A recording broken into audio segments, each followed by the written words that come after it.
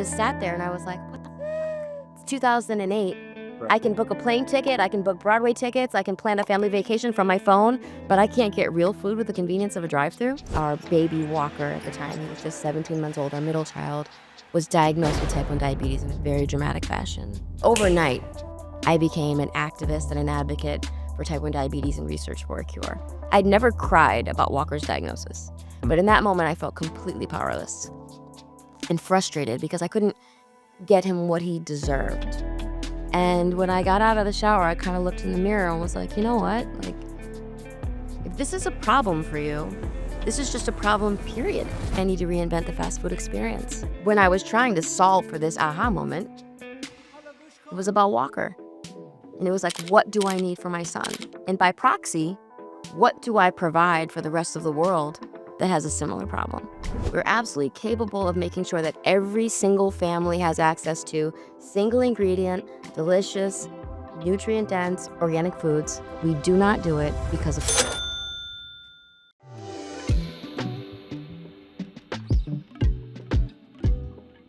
Shannon, it was great to have you here. Thanks, Leon. You're a mother of 5, entrepreneur, MBA wife. You wear so many hats. How do you make it work and surround the mission that you have with Grown? With Jesus Christ and a lot of coffee and usually a messy bun. Yeah, I like to be ugly in my house. I mean, look, I don't know. I mean, everyone's doing it. Everyone's doing everything. It's like we have this like over bloated, I think, image of ourselves sometimes that like, oh, I'm Wonder Woman, I'm this superhero, but everyone's busy. Everyone is balancing and juggling a personal life, a work life, a community life, you know, an extended family life and friends. And people are just doing, you know, doing it all the best way that they can. And so, yeah, I mean, that's kind of how I get through it. Lots of coffee. Lots of coffee. Yeah, lots of coffee, prayer. And you know, also I would say maybe like trying to constantly remind myself of why I got started in the first place. You know, and I don't know if you guys have that. You know, Leon, I know you're an entrepreneur and a chef, and Anthony, obviously, you're a successful entrepreneur as well, and we've worked together in the past. I mean, did you keep your why front and center as you were building your first business? Well, I think the why is where everyone should start, right? There's the Simon Sinek TED Talk, start with why, right? You've seen it before? Yes, and also I always say solve for why. Solve for why. So if everything doesn't answer the question, does this solve for why, then you don't need it. Yeah. And I think that people are aware of starting with why these days, but I think actually people don't realize how they should get to their why. Really? Like, because it takes a real introspective process, I would say, to get to your why.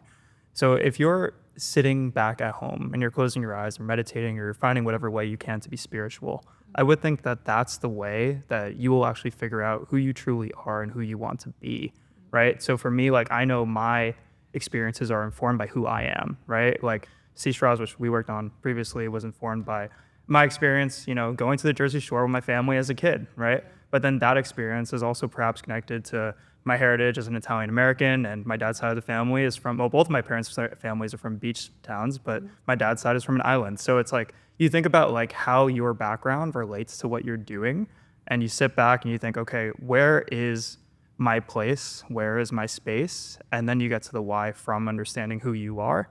I think in the constant age of like social media, that's really difficult because you have a lot of people telling you who you want to be, who they want you to be, rather. Yeah. And Constant noise. Yeah, and even if they're not telling you who they want you to be, you are implicitly thinking, perhaps I want to be like them. And I think that we have a responsibility actually as a media company now to be able to showcase people's whole selves and not just have people say, okay, you need to do X, Y, and Z, but rather to like showcase real lived personal experiences. And then have people decide for themselves, okay, how do I fit in based on what Shannon's saying or what somebody else is saying or what Antonio or Leon is saying. And yeah, but keeping that why at the forefront is difficult though, because you start with it, but now I have to ask someone to think of it in a different way. You have to solve for it. So every day you want to think towards how can I get closer to solving for my why. I've not heard solve for why. So I appreciate that, Shannon. We're only a few minutes in, and that's already an incredible insight. So this is going to go awesome. What do you think, Leon? Do you have that same experience where you had to be introspective to figure out your why? Or was it something that you kind of maybe always known? Honestly, there's always a vision or goal that you kind of strive for, but then, you know, the entrepreneur path is so, different. He went to law school, I went the path less taken, and sometimes your why has to change, and you have to be flexible and adaptable in order to, live up to that. But in that context, though, what was your why for how you developed, grown, and For me, it was very less introspective. For me, it was like a lightning bolt. So growing up, I was never interested in food, really. Had no interest in being a food entrepreneur. I worked in restaurants only as a have to, not a want to. I was a singer and an actress. I was in a girl group on Motown Records. Oh. I'm a songwriter. That was always, I grew up loving music, listening to music. My dream was, to marry Michael Jackson and be a recording superstar. And so everything in my life was about music, always. And I grew up in a tiny little town called Middletown, Connecticut, which is smack dab in the middle of the state, in between Hartford and New Haven. No one in my family, 0 people in the entertainment industry. My mom's a realtor. She owns and operates the #1 independently owned real estate company in Central Connecticut, Black woman, Barracuda, complete motherfucking beast. Awesome. And my dad is the polar opposite. He is really like a Renaissance man.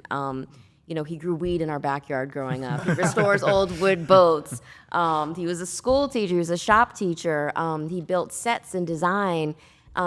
He works with metal work. His favorite artist is Alexander Calder. Like, he is an incredible cook and like an at-home chef. And he always had different interests and ideas, and they were very, very different. I guess people say opposites attract. They've been married for 53 years. Wow. My mom's Black, my dad's white. They come from 2 totally different worlds, but music was always a central theme in our house, which is really cool. And I mean everything. So music was immediately what I fell in love with and what I wanted to do, and I kind of thought that was going to be my life. And so I went to college in Boston, Northeastern University. I was a music industry major, and did some acting, TV and film stuff, off-Broadway workshops. And when I wasn't making money doing music and acting, I worked in restaurants. So whether it was Ruby Tuesdays, the Ruth's Chris Steakhouse, I was working around food, but I didn't love working around food. I mean, working in a restaurant, Leon, you know this firsthand. Yeah. It is the most unglamorous, self-ingratiating opportunity. And even though we all have a heart for service, for the most part, it was really, really different than how I envisioned myself. And I mean, I would literally be on tour, and we would go shoot Soul Train, right? Oh, wow. With a hit single. And then I would come back and be working at Ruby Tuesdays, serving someone their meal, and my song would be playing in the dining room. Oh, wow. My manager at the time, this guy, Eve, he would crack up and he was like, wow, here you are taking dirty dishes from this table, and you've got a number 19 song on the pop charts, right? That was my real life, though. And so I really didn't want to work with food. I didn't ever envision myself in food.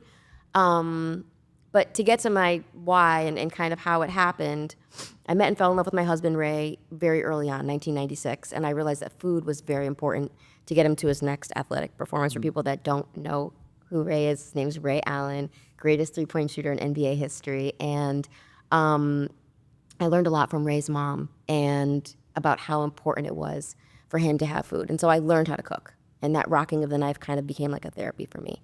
So my relationship with food changed a little bit. I started to really love this expression of love around food. And it didn't feel like I was ingratiating myself. It felt like I was gifting.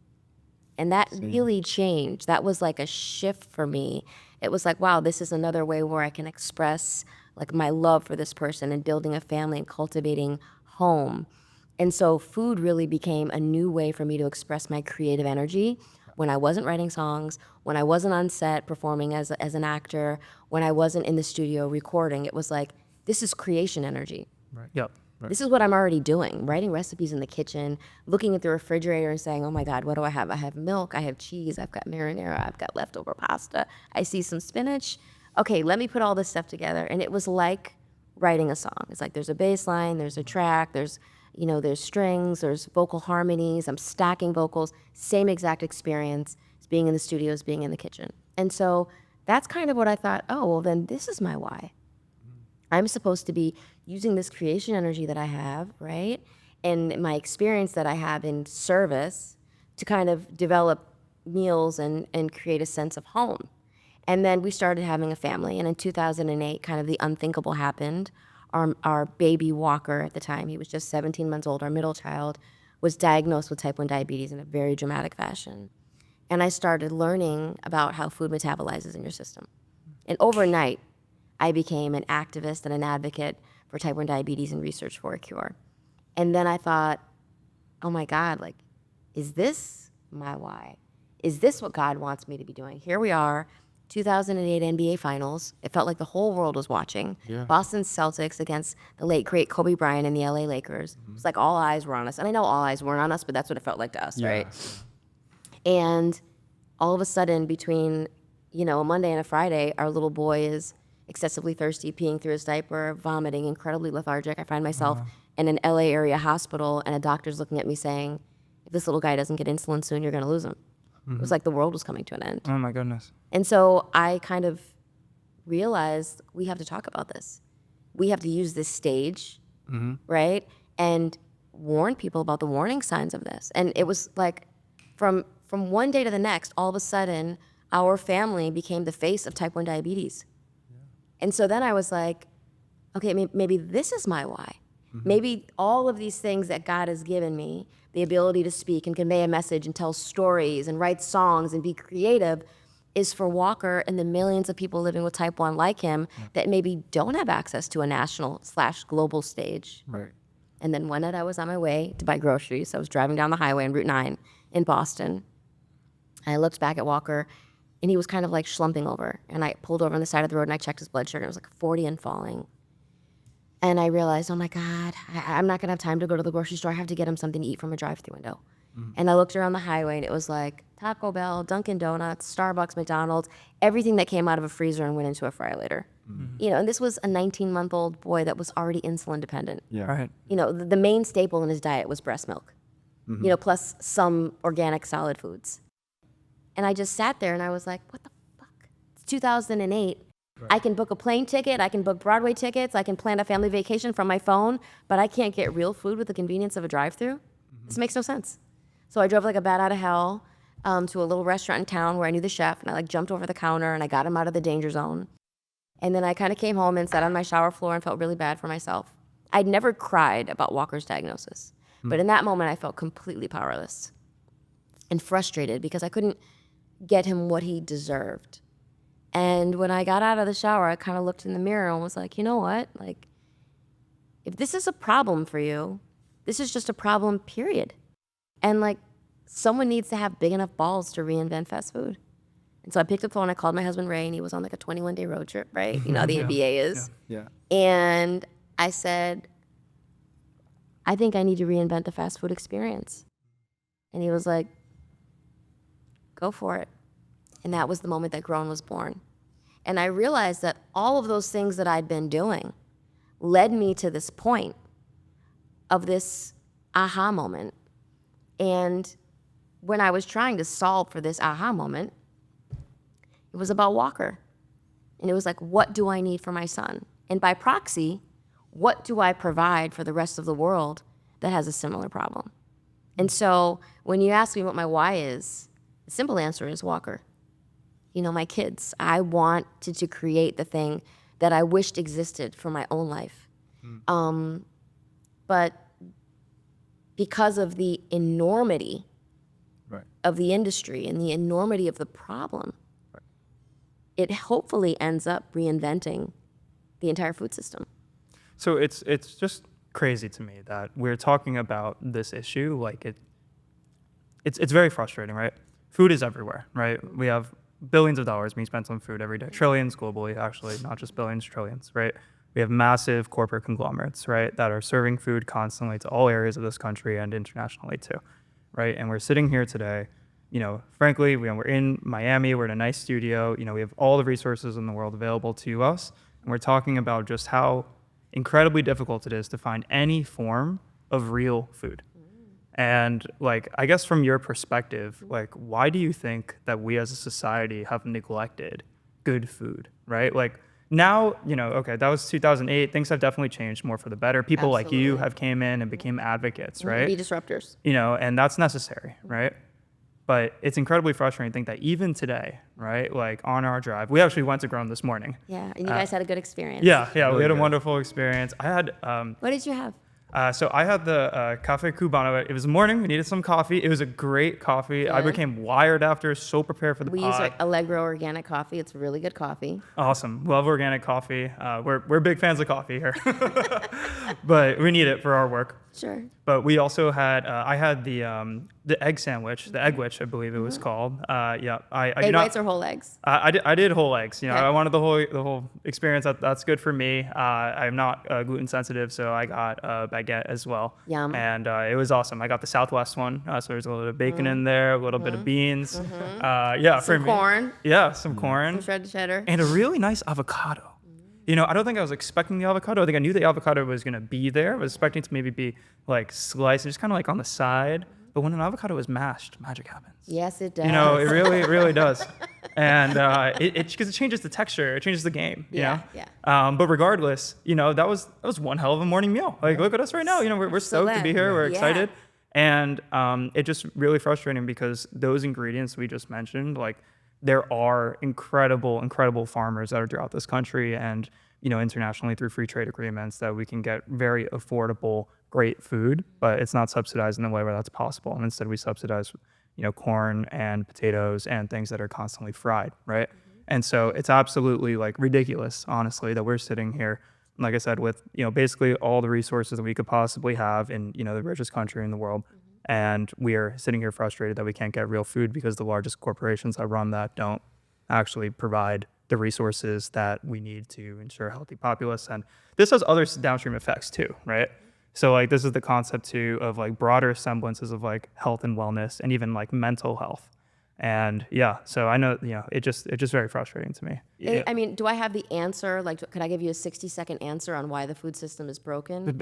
I would Yeah. I would love to hear your take on it. Yeah. Probably not. I think there's a lot of complexities at play, but if I had to sum it up in one word, I would simply say money. Yeah, capitalism. Yeah, this is about money. This is about money for people. It's not about optimal health and wellness. It's not about ensuring that our children have a better, brighter, healthier future, living longer. This is about money and greed.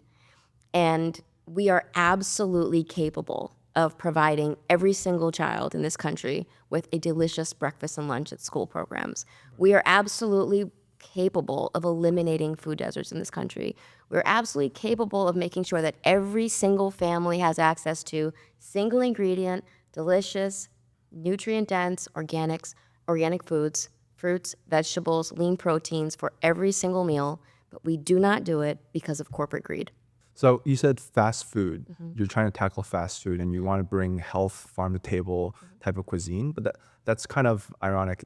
You're either fast food or you're healthy, organic foods. How are you being able to merge those two concepts together? So our slogan at Grown is real food cooked slow for fast people, right? Real food is what matters. A lot of times, there was this little blip in the world around these faux meats. I don't know if you guys remember a couple of years ago, Oh yeah.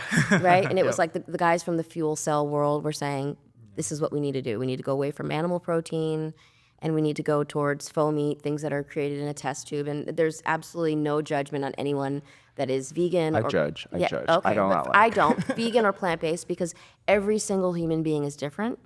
And whether it's ancestral DNA or your blood type or your body type or what you like to eat because of cultural and social norms, there are people that 100% are plant-based or vegan or ovo-lacto-vegetarian or paleo or pescatarian or what have you, and all of those things work. And they work for folks individually. People need to be able to make good decisions about what's best for their family, right? And it changes throughout your life. Like if you had talked to me when I was 17 years old, I was surviving on chicken fingers and fries and 6 Cokes a day. That's what I survived on in the studio to get through a night. And then over the years, I developed all these weird food allergies, and so I had to eliminate a bunch of stuff from my diet. And now as a perimenopausal woman, right, like I eat 1 meal a day. So your body and your life and your health and wellness it's not a straight line. It changes over time. And I think we need to hold space for people to have what works for them and to try to exist without judgment. But when I say real food, I mean single ingredient foods. You know, if your grandmother couldn't recognize it as food, don't eat it. I love that. I'm talking about chicken. I'm talking about cheese. I'm talking about asparagus, broccoli, and apple. You know, we've been convinced in this country to believe that Cheetos are fast food. No. Could you name one discernible food ingredient in a package of Cheetos? Not off the top of my head, no. Fast food is a Absolutely. banana. You peel it and you eat it. It's an orange. It's broccoli. It's lettuce. It's a tomato. You cut it. You can smell the sun inside. You throw a little salt and pepper on that bad boy. Yeah. It's a feast. A steak. Yeah. You know, a piece of bread with organic butter on it. That's real food. Single ingredient foods. If there's a laundry list of ingredients, you might want to stay away from it. I try to stay away from shiny packages. So we try to provide busy people everywhere with convenience without compromise. And I think when I first got started, I kind of assembled a kitchen cabinet of experts to help me decide, is there a market for this? Am I insane? You know, am I fucking crazy? Is this fantasy that I could go through a drive-through window and get a whole organic free-range rotisserie chicken? Or, a salad with 6.5 ounces of blackened salmon, or a fresh pressed green juice, or avocado toast? You know, am I insane to think that I could actually get that out of a drive-through window? And so I assembled this kitchen cabinet of experts, James Beard Award-winning chefs, cookbook authors, people that had worked on Michelle Obama's Let's Move.org campaign, people that started, Stacey Madison, Stacey's Pita Chips, or whatever, people that worked in restaurants, built restaurants. And I did a ton of market research. And, basically what I found was that there's a stigma associated with fast food. It's so ugly. Yeah. People think fast means poor quality, cheap, bad ingredients, bad processes. There's a stigma associated with folks that work in fast food. People have a lot of shame associated with working in fast food restaurants. They're often not paid well, not cared for, not provided insurance or a living wage. The feeling and the aromas that you get in fast food restaurants are heavy, laden with grease, oily. And I thought to myself, who needs fast food? Busy people everywhere. Everyday people. People that work third shift. Everyday people that start their days early, essential workers. Busy people everywhere rely on fast food. That's why it's so successful. So maybe it's not this idea of a drive-through that's the stigma. Maybe it's what's being offered at the drive-through window. And a lot of people in my life tried to convince me that I could be a QSR. I could be a quick service restaurant, right? I didn't need to be fast food. And I thought, well, if it doesn't have a drive-through, it doesn't have at-home delivery, it doesn't solve my problem. Right. So I'm just a restaurant like everybody else. Right. I need this to be fast food. I just have to change what's being offered. And so that's what I did. I think this concept of fast food, the fastest food being a banana, is something that I never thought of before. Really? And no, yeah, and I love bananas. We have bananas where we're at right now. We have them constantly, and I'll always have one. But just the concept of thinking okay, wait, actually the banana or the apple is actually the replacement to the fries. I wouldn't be surprised if many others also don't put two and two together. And I'm even thinking about it in the context of cost, right? Inflation is definitely crazy right now, and there's a lot going on with that, especially in fruits specifically. However, a banana still, even in this inflationary period, even from Whole Foods, is 24 cents per banana on average, about 1/4. And that is, less than, it's a quarter of the cost of a $1 menu item at McDonald's, which they don't even have anymore. And so I think that context is something that I'm really going to try to showcase in my life from now on for, just thinking about, hey, you could get that little bag of chips from a vending machine, but you could also get a banana. And, a vending's, I guess, another different concept. This is a bit off topic. Have you thought about vending? There's healthy vending machines out yeah, there. healthy vending machines, I think, would totally be the future. I mean, I went to Japan for the first time. I went to Japan in January. It was the first time I went to Asia. You can get real food. Well, in the you can vending get machine. real food in the vending machine, and it's super fresh, and it's warm food too.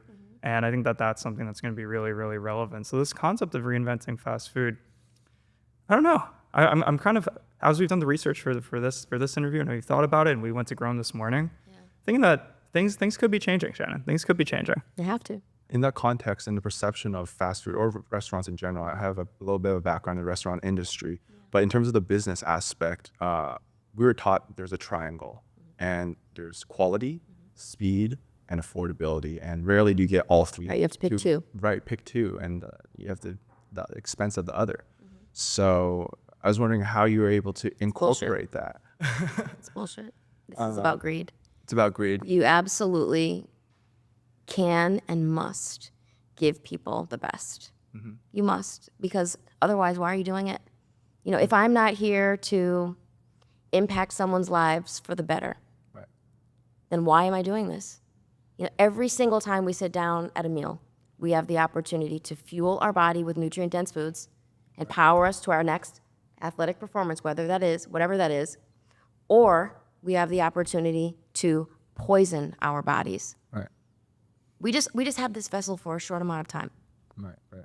And we know what the conditions are, you know, the non-communicable diseases that are silent killers and very loud killers in our country. You know, for Black women, every woman in my family has heart disease, right? I have a gene that causes cardiomyopathy. Every woman in my family has it. Yeah. So I have to be very precise about what I'm doing to keep my health in check. Right. So we're talking about heart disease, hypertension, high blood pressure, cholesterol, cancer. You know, these things, for the most part, in a lot of ways, disease, diabetes. I mean, my little boy has type 1 diabetes, but if before COVID, diabetes was the pandemic of our time. 1 out of 2 people on the planet were affected in some way by diabetes. Oh, wow. Okay? For 80% of people living with type 2, 80%, if they lost just 10% of their blood, 10% of their body weight, the type 2 diabetes goes away. For 80%. So this is a very measurable, attainable goal for most people. Right. But all of this stuff, in a lot of ways, is caused by what we're eating. If you control what's on the end of your fork, you can control your life. So you said you did market research. What was the next step for that to actually make this restaurant and brand into fruition? Was it creating a menu? How was that process like? Well, I sat down with a paper and pen and chefs and friends and basically came up with the ideas of what I would want to be able to get. It was very selfish. You know, like I said, I wanted to create the thing that I wished existed. I knew that I wanted great breakfast food because breakfast is what? The most important meal of the day. I knew I wanted a great coffee program because I'm a coffee enthusiast, right? My first coffee. I knew that I wanted, you know, a lunch program like salad, sandwiches, and wraps. You know, healthier, quote unquote, options. I don't like to use the word healthy because healthy is so subjective, but, you know, delicious salad, sandwiches, and wraps. And then I knew that I wanted something that could either be lunch or dinner, like an all-day menu that was more like real food on a plate. Like, I kept thinking about when I was in college in Boston, I would always go to Boston Market. Right? Yeah. Well, Boston Market. Boston Market, and I would get a quarter chicken white, and it was like a breast, a wing, mashed potatoes and gravy or whatever, and a little piece of cornbread. And that was like $3.25, which sounds insane now when you really, really think about it. But that was kind of like all the food I needed for the entire day. I weighed like 95 pounds soaking wet, right? I was this very small individual. And so I was like, what can I do like that? So busy people that are working long hours can have a hot meal without the guilt that they didn't have to prepare themselves, but they could put on their own dishes at home for their family. And so that's what we call the personal portion. And you could do chicken, salmon, portobello mushroom, what have you, grilled shrimp with 2 sides. And then you can also make that family style. So it can feed 6 people. So the menu really started out being kind of like, what would I like? You know, when I'm being a basketball mom, an AAU mom, and I'm driving up and down the highway for 4 boys playing basketball competitively, I'm not making meals. What could I get them from breakfast, lunch, and dinner? Because sometimes we're in our car for 10 hours a day. Yeah. And I'm like, this is a comprehensive meal, comprehensive meals for the entirety of our day where I could solve these problems. And then we worked backwards from there. What were some other things that we wanted? Oh, we want to have a dessert program. Oh, I'd love to have 2 small batch soups every day. Oh, maybe occasionally we can switch up the market vegetables, those kinds of things. You really think about it, America really does run on transportation of cars and everything. So aside from New York, where you could walk everywhere, the whole of America depends on accessibility in cars. So drive-through makes perfect sense. So how did you originally source your ingredients? Did you find suppliers within the South Florida area, or? In the very beginning we used only mainline distributors, the big guys. Yeah. And it was super, super expensive. Yeah. I mean, we were doing $3 million a year and we had no profit margin. I was like, I don't know how I'm gonna make this work. Maybe they were right. Maybe this can't be done, right? Yeah. And then we started working with smaller vendors, local vendors, for specific items like our meat program, our organic certified salmon. We work with a 6th-generation fishmonger from the Canary Islands that's operated broadly in the United States for a while, working with local fruit and vegetable people from Homestead. And then we started realizing there was a hurricane that hit, Hurricane Irma, and we had to close for 6 weeks. When we came back, we had no revenue. We still had to pay our team. We didn't want our team members to have to go on the food line. Right. And we still owed money to our vendors. And I was like, we're going to have to get in our cars. And we're going to have to buy food so we can get back up and running. Mm-hmm. And so we went everywhere. We went to Whole Foods. We went to Trader Joe's. We went to Aldi. We went to Costco. We went to BJ's. We went everywhere to get 100% Publix. We went to get 100% organic and see what we could do. And when we did that, we found that we saved 30% on every item. Wait, you saved money by not going to the mainline distributors? Isn't the food distribution landscape from a B2B perspective like crazy? I mean, Yes. it's nuts. Like, I don't think that people realize at all that, you know, we're talking about inflation, corporate greed, all that stuff, right? But I don't think that people also realize that there's a third party that is like actually constantly involved. And it's both sides of the equation, right? It's not just the price component and the markup that's added, but it's actually also the selection component, and that's important too, because all of the buying power. I think I'm going to take a step back for the audience here, right? So you know this. I think I know this, Leon. You probably know this too. You know, when a restaurant gets products, right, there are distributors, right, that sell them the products, the ingredients that they need, right? And then the cost that they use, it comprises their typically, 30% food cost, right? That's typically Most restaurants, it's way lower than that. Ours is Yeah. just a little bit higher than. They like to say under 22. Yeah, under 22. Okay, so under 22%, that's what comprises food cost, right? And that food cost is directly driven by the price the distributor pays, right? Because the restaurant doesn't have time. And you did that. You took the extra step. Yeah, 'Cause we Shannon, did. We did that from a hurricane. Yeah. Yeah, I could tell that you're the one to like take the extra step and do all that. But the vast majority of restaurant owners are just trying to find as much time as they Plug and can in play. their day, right? So they're gonna plug and play what the big distributors have, right? And so they're completely at the behest of the cost of the distributors, right? And if the distributor's team is not A1 and they're not negotiating those like top rates from the suppliers, it's gonna like result in an inflationary environment for everyone, right? And I don't think that the average person is aware of this kind of middle person at all. I became aware of it with Sea Straws because we sold through distributors as well for our disposable products. We worked with you all on the reusable, so that was just direct to you guys, and that's why we were able to have a really fair price, I think, on what we sold to you guys. But for our paper products and our disposable products, those and the birchwood and all these other things, unfortunately, because they're disposable and there's so many of them and they're so big, we had to go through distributors, and the cost was not what it would have been if we were able to cut out that middleman, and that's for physical products, disposable products, and it's the same for food products. And so, yeah, I guess I would like to encourage people to be able to find their way to learn about this system and encourage the restaurateurs in their life, if they have the time and capability, to actually find a way to maybe buck this system a bit. I think it's a big problem. I guess I would say that I'm not too sure that a lot of the distributors actually have bad intentions. Of course not. Yeah. They all started out as small businesses just like us. Yeah. But at the same time, when a lot of them turn into conglomerates, you see the buying power that they have and the margins that they're capable of having because they have such buying power. It's really crazy. They're an integral part of the food system. And I don't think that restaurant goers understand why things cost what they do, right? I mean, I think in the beginning when we first opened Grown, we got so much pushback from customers that were like, God, your food is just so expensive. And it was like, well, guys, it's 100% organic. I mean, if you buy a carton of organic raspberries, it's $9. Yeah. But I'm not going to charge you $9 to put raspberries in your smoothie. So there are a lot of menu items that are lost leaders for us because we know you're never going to pay that. But it's about the long-term goal and eventually getting to economies of scale. I mean, this year we'll be in business almost 10 years. Oh, wow. And I mean, surviving COVID, surviving multiple hurricanes, surviving inflationary costs and all the insanity. But in the very beginning, there was so much pushback. And I'm like, well, guys, you just got 6.5 ounces of salmon with Brussels sprouts and sweet mash. We just made this in front of you. It's $17.26. You could go to Raising Cane's down the street and get 5 chicken tenders and fries for $16.89. Yeah, the same price basically. Same price. Right. Yeah. Same price. And by the way, I love Raising Cane's, and they have a great product, and they use Freebird, which is really good chicken. And I actually think they're the team to beat. But it's just not that big of a difference. And look what you're getting. Yeah. Look what you're getting. I mean, this is crazy. If you went to any restaurant in Miami outside of our organic certified fast food restaurant, and you got this exact same piece of, 6.5-ounce piece of blackened salmon with Brussels sprouts and sweet mash, you're paying $40 for that. Right.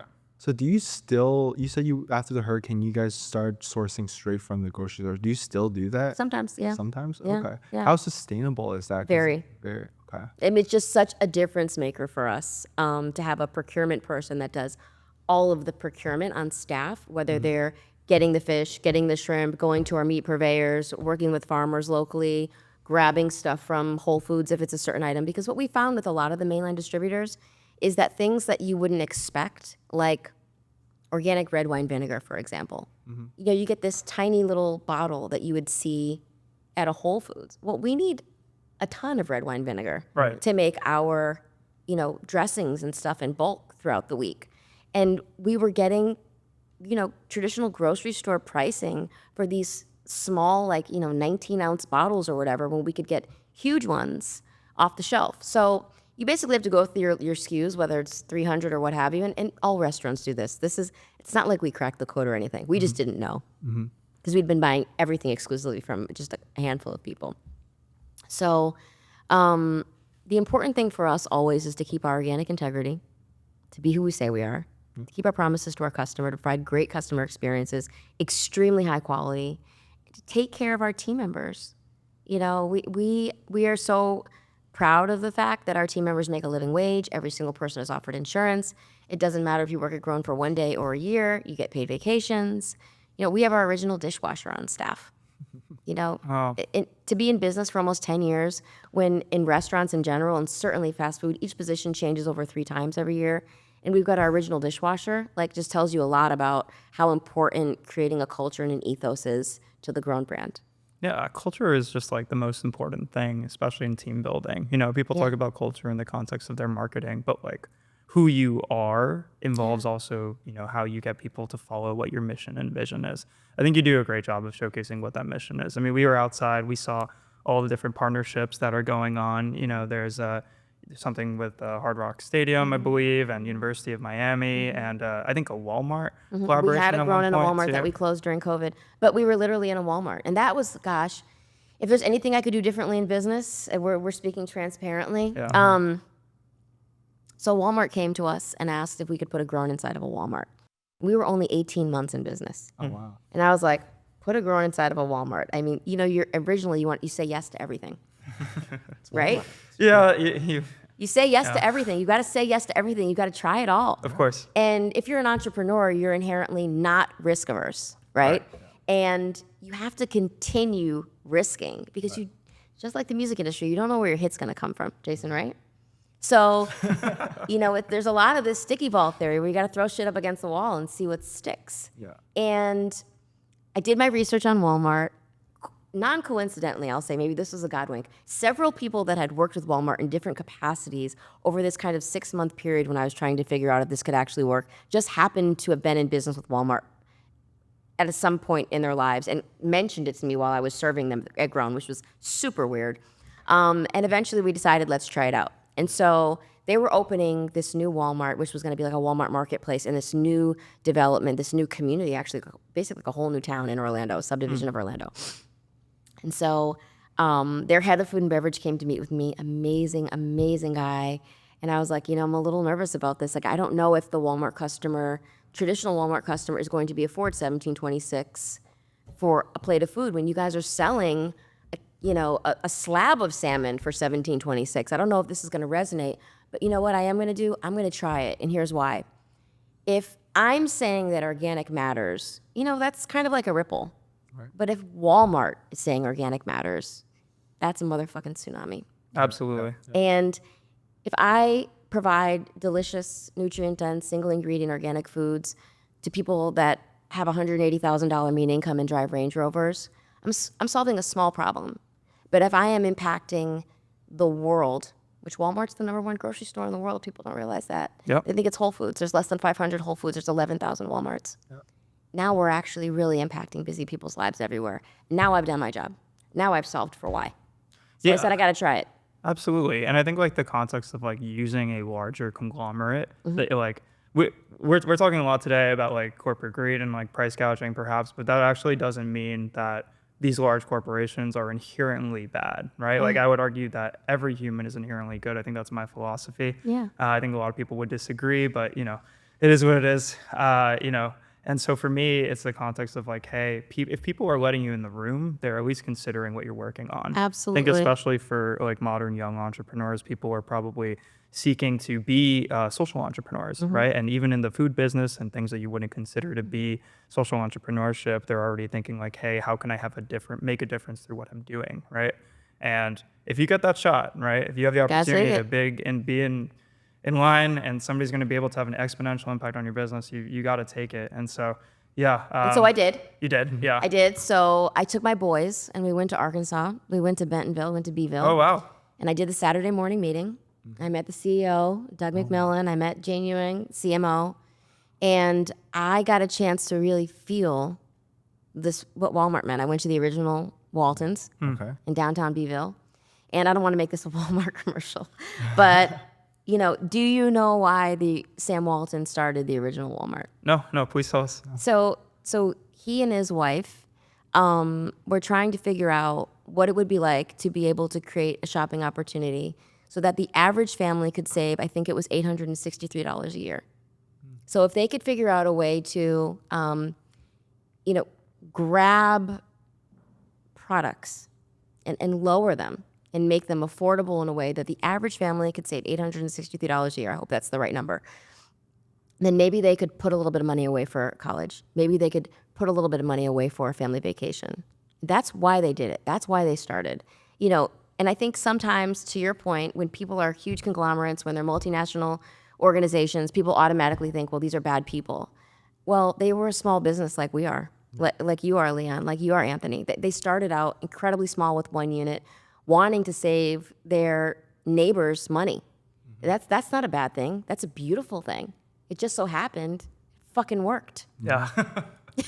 And they could have never predicted it. Like that's the thing is that all these large brands, like they didn't know. Maybe their founder inherently knew, they had an idea, but you can never imagine the success of your business when you're just getting started. Something I think about all the time is the context of Sea Straws, my first business. Like, we sold literally millions of straws, right? That idea started in my basement, right? Like literally millions of people touched that product potentially. I guess people might have used them more than once. So I still use mine. I still have Sea Straws in my kitchen that say grown on them. Yeah. Okay. Awesome. Yeah. Totally. Yeah. Cool. Sick. I'm glad that they still look good and sound good. They do. They work well. But even conservatively, even if like only 20% of customers were repeat customers, were not repeat customers, over 1 million people had a Sea Straw in their hand. And that's like a pretty crazy concept. So people have to think about that more. They think about their impact, And, you got to really think about this. When we talk about food deserts and the disparity between, people that have and people that are struggling to have, maybe a Whole Foods or a Trader Joe's or even a Publix isn't going to go into, an underserved community, but there's going to be a Walmart. And people forget that this actually is America's grocery store. And here's the other thing. They're the number 2 seller of organics on the planet. Costco's number 1. Wow. So people don't know that. People that are walking into concepts think like, oh, well, that's not for me. Well, it's for everybody. It may not be for you personally, but they're showing up for everybody. Yeah. Everybody. And they've got programs in place to help families that are trying to get a leg up. Yeah, that can't possibly be a bad thing, right? And I don't know everything about their business, but in my experience, if I could have done anything differently thus far in the trajectory of our almost 10-year journey and grown, I would have spent more time trying to figure out how to make that Walmart work.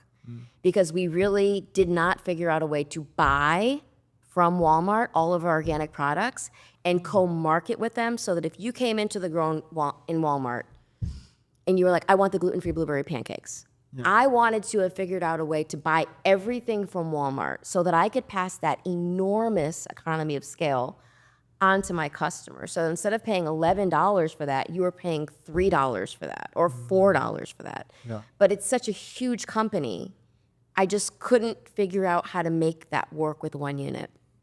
We ended up closing it after 3 years in COVID because the numbers really didn't work, and I was closing all of my stores except my flagship during COVID because it was just so, how cataclysmic it was for restaurants, and I didn't want my flagship to go under, and I wanted to keep my team members employed. They were counting on me. And so our lease was up there, and it ended up that we closed it out. But deep down inside, I'm so prayerful and hopeful that that opportunity comes back and I can figure out a way to truly, create this kind of grown to go concept where we can still live inside of a Walmart and provide convenience without compromise to everyone, to every family, to make it accessible and affordable to everyone. That is how you change the world, one organic certified fast food meal at a time. Shannon, I think from just hearing your story today, I think it's going to happen. Yeah? And I don't know if it'll happen with Walmart, but I feel like the trends are in your favor, Yeah, right? Like yeah. there's obviously so many difficulties. We talked about all these structural issues, right? But I do feel like genuinely the trends are in your favor. People are going to want more healthy fast food. And the need for fast food is not changing, right? People are going I to tell need people this all the quick time. food. People are getting more busy, not less busy. Yeah. So that's not going to go anywhere. But there's also some great trends among like Gen Z and wellness, right? Like Gen Z is prioritizing wellness. Run clubs are like such a huge thing. And like this is perhaps like going to be one of the most fit generations. Certainly the most hydrated generation. I mean, everybody has these water bottles. Right? Hydration, skincare, mewing. There's so many great trends. Exactly, right. Oh my God. No, mewing's huge. And wow, I didn't think we were going to get to mewing today. That's crazy. There's just so much happening right now. No, it's true. We were at a University of Miami recording something on Friday with one of our interns, and shout out to our intern Devin, who's here right now.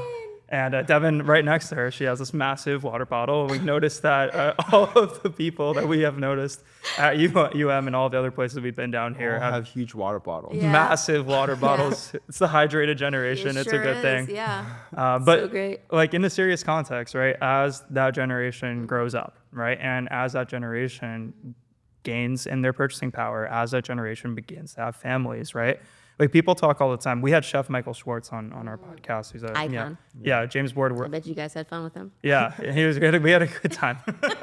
that was a crazy one. But James Beard award-winning chef. He talked to us about how when he got started, his family actually, he didn't have these like majorly incredible foods when he was starting. His family, he grew up with TV dinners because that was the generation that he grew up in, right? And they didn't know any better, right? And I think that what's going to happen now is that this is going to be a generation where organic perhaps is the norm. And even if it's not organic, it's health food or health consciousness is the norm. Real food. Yeah, real food. And okay, there are some drawbacks to that too. Let's be honest, right? Like the constant worry about being healthy all the time and the constant belief that it could lead to a belief that you're not good enough, right? Forget about healthy. Okay, forget about healthy. healthy. Wait, tell me more about that because you actually said before that you don't like the word healthy. I and don't meant to like ask the word about healthy. that. It's subjective. Yeah. It is 100% subjective. Yeah. I mean, Leon, what is your go-to meal? Marinated chicken breast with some sort of grain and a veggie on the side. What's the grain? Used to be like brown rice before I realized that white rice is better, and we went to white rice and then quinoa, and it fluctuates. But And what veggie? What's a veggie that you love? That's like your go-to veggie. I love asparagus. Okay, so is any of that Brussels sprouts, is Brussels any of that sprouts. cultural? No. Does any of it remind you of being at your mom's table in Canada? Definitely, kind of, yeah, a little bit. Tell me. So I mean, I was an immigrant, so growing up, there's a lot of Asian foods and whatnot. But going to school, we'll always see like, why is my food different than other kids? And so I'd ask my parents to cook me, westernized foods, and now we have a fusion occasionally with white rice or fried rice occasionally with chicken breast and whatnot. But Right. And do you have any? And we don't have to talk about this. I don't want to go into like HIPAA rules, but do you have any underlying like health issues and or allergies and or sensitivities or any of that at your age right now? You feel like you're in a good place in your body where you want to be. yeah, I mean, there's no allergies, no food allergies. And are you a person that likes to work out, or are you just like, I go for a walk? I try to work out as much as I can. How do you work out? What do you like to do? He's hardcore. Yeah. We've been going to the gym and he's been killing me. I'm not So gonna lie. Free weights, or is it like Heavy weights. heavy weights? Yeah. Okay, so strength and conditioning. Strength and conditioning, occasionally some hoops, but You're a a bit ball more. player. You're tall. You played ball in Canada. Yeah, used to play basketball. So. Okay, so you're naturally leaning towards like being lean and athletic, Yes. right? You like to be light on your feet, Used to be. and now And now, you want to bulk up a little bit more because you want to put on more muscle. yeah, bulk up, but at the same time, we're both on a diet right now, so We're trying. We're trying to be A on a little diet. lifestyle change. Yes. Okay. We have a goal that we're trying to achieve. Yes. And definitely changing what we're eating is something that is a big part of it. Any family conditions that you need to be aware of? I talked earlier about my Titan gene. Is there anything like when you think about like your family dynamic, is there anything that you need to be worried about? Yeah. So on my parents' side, my dad's side, there's a history of colon cancer. So that's no fried foods, heavy meats. You gotta be aware of that. So I'm at that age where you can't go out drinking. You'll feel the effects throughout the week and starting to age into that next phase of life. So definitely to be more health conscious. That's for sure. So what Leon just described is why how he eats is completely different than how I eat. And that's why I say healthy is subjective. He has family history. That's always in the back of his mind, whether he's thinking about it or not. He's in the gym doing strength and conditioning training. I do Pilates 7 days a week. Oh, wow. His mainstay is boiled chicken, you said. No, baked chicken. Baked chicken. Okay, so you scared me with boiled chicken. Okay, I'm sorry. I heard that. Baked chicken. I'm sure it's seasoned beautifully with white rice and either Brussels sprouts or asparagus. This is like a mainstay for you. That's actually very similar to what my main meal would be as well. But you have some cultural things. You have some like trauma from your childhood of wanting to I'm going to call it trauma. Can I call it trauma? Call it trauma. Trauma of wanting to fit in, being a child of immigrant parents, and trying to assimilate into a culture, but also knowing that the food that your parents were making you was good, but it wasn't necessarily what everybody else was eating. Right. That is your picture. I can't put that picture on Jason or Devin or Anthony. Anthony, you grew up in, as you said, a traditional Italian-American family from New Jersey. Oh, yeah. I didn't hear anything in Leon's description that had anything to do with traditional Italian-American cuisine from New Jersey. We talked earlier about your grandma's meatballs. Yeah. No. What's your go-to meal? Oh, for me? I mean, if I'm at home, honestly, it's probably my grandmother's meatballs. Not gonna work. She's still alive. She makes so many of them. And so I'm the oldest out of all my cousins on both sides of my family. Which is very interesting. On my dad's side, I'm actually the only guy too, and so I was full of women. Yeah, so I'm always like, I've always kind of been the favorite, I guess, because of that, and so I get a lot. I get all the meatballs. I mean that literally. And so no, I'm serious. That's like candy for me. That's like the ultimate comfort food. I also think back to honestly spending a lot of time with my grandfather growing up and helping him with what he did for work, and that involved just eating lunch with him very frequently.